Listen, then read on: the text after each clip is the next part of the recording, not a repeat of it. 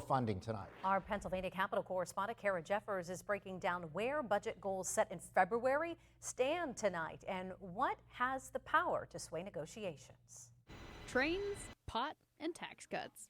What fate do they face in the 2024-25 budget? Transit equity is the most important thing. We have so many people who rely on transit and create their communities through there. Senate Bill 654 gives a 20% funding increase to public transit, around $282 million. The industry is in crisis from workforce shortages and low ridership across the state.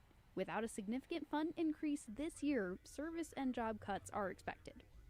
Next, the only way we can move this issue forward is to ground it in justice, to not ignore the ugly history that has gotten us to this point today.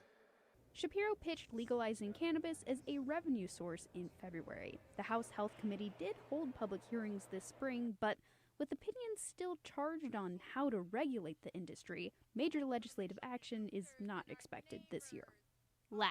Less government, give the money back to the people, let them continue to invest in their communities. We know that that is important. We know that families are struggling right now, so that would be a little bit more in their paycheck.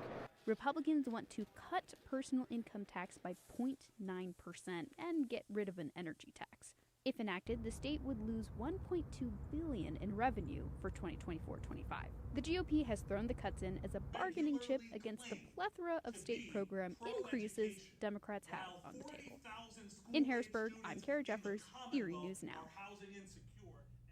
And Shapiro's initial budget proposal is $48.3 billion, and lawmakers are not in session next week as they break for Juneteenth. They'll resume negotiations for policies like these and many others on the 24th.